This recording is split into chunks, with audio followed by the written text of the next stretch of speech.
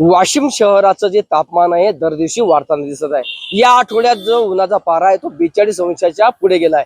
काल तर वाशिम हे विदर्भातील तिसरं तप्त शहर ठरलंय। वाशिमचा जो पारा आहे तो 43.6 अंश सेल्सिअस एवढा होता। यानंतरही वाशिमचं तापमान वाढणार असल्याचा प्रशासनानं इशारा दिलाय। त्यामुळे नागरिकांनी स्वतःची काळजी घेण्याचं आवाहन प्रशासनाच्या वतीनं करण्यात आलं आहे। आपण पाहू शकता वाशिमचा हा मुख्य चौक आहे। या मुख्य चौकात नागरिकांची भर दुपारी जी काही वर्दळ आहे ती अतिशय कमी झाल्याचं दिसत आहे। आणि जे काही नागरिक बाहेर फिरत आहे त्यापैकी अनेक नागरिक आहे स्वतःचं संरक्षण गमछा रुमाल तसेच इतर जे काही साधनं आहे त्यातून करताना दिसत आहे। कारण उष्माघाताचं प्रमाण वाढल्याचं दिसत आहे। नागरिकांनीही जे काही आवाहन केलं प्रशासन त्याला प्रतिसाद देणे गरजेचे आहे। तसेच काही नागरिक देतात मात्र गरज असल्यानं अनेकांना बाहेर पडावं लागत आहे। तसेच वाशिम जिल्ह्यातील ज्या काही शाळा आहेत खाजगी आहेत तसेच काही सरकारी आहे या शाळांची जी वेळ आहे ते 4 वाजेपर्यंत आहे। काही शाळांची एवढ्या भर उन्हामध्ये या विद्यार्थ्यांना काय त्रास होत असेल ते त्यांनाच माहीत। मात्र प्रशासनानं याकडे गांभीर्याने लक्ष देण्याची गरज आहे। आणि ही ज्या शाळांची वेळ आहे ते सकाळी 7, 7:30 ते 11 पर्यंत करण्याची गरज आहे। कारण उन्हाचा कडाका त्यानंतर वाढतो।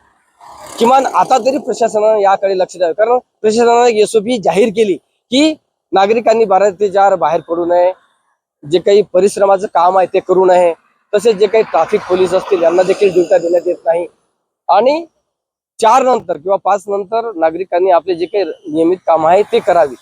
मात्र अनेक ठिकाणी असं होताना दिसत नाही। यासाठी प्रशासनानं कडक पावले उचलावी जेणेकरून नागरिकांना या उन्हाचा त्रास होणार नाही किंवा उष्माघात होणार नाही।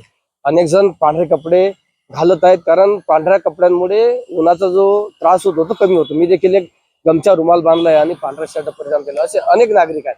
माझ्यासमोर काही नागरिक आहे, आपण त्यांना विचारू। दादा काय सांगाल, काय त्रास होतो? सध्या महाराष्ट्रामध्ये खूप ऊन तपत आहे आणि यापूर्वी असं कधी झालं नाही। इतका उन्हाचा पारा कधी वाशिम जिल्ह्यामध्ये असा पाहिला नाही। आज इतकं भयानक ऊन सध्या पडत आहे आणि ज्या काही प्रशासनानं सूचना सुद्धा केलेल्या आहेत की 12 ते 4 वाजेपर्यंत कोणी नागरिकांनी विना कामाने बाहेर पडू नये।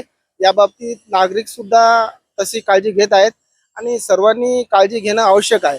कारण हा जो काही पिरियड दिलेला आहे या पिरियडमध्ये खूपच तापमान तापणार आहे असं प्रशासनाच्या वतीने जाहीर केलेलं आहे।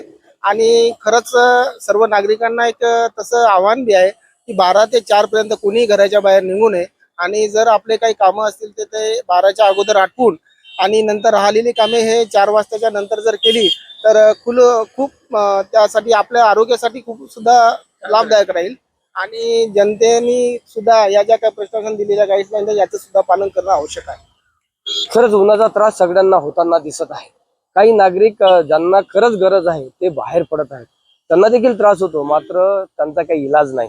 आपण विचारूया आणखी एक नागरिक आहे त्यांना की नेमका काय त्रास होतो। दादा काय त्रास होतो तुम्हाला? सध्या प्रचंड उष्णतेची लाट आली असून त्यामुळे बऱ्याच जणांना उन्हाचा त्रास होत आहे। लोक आजारी पडत आहेत आणि या उष्णतेमुळे लहान मुलं वृद्ध यांना पण खूप त्रास होत आहे। सध्या स्थितीत सर्वांनी दुपारी 12 ते 4 पर्यंत घरामध्येच राहून उष्णतेपासून आपला बचाव करावा आणि सगळ्यांनी पांढरे सुती सैल कपडे घालून भरपूर प्रमाणात पाणी लिंबू सरबत घेऊन आपलं संरक्षण करावं।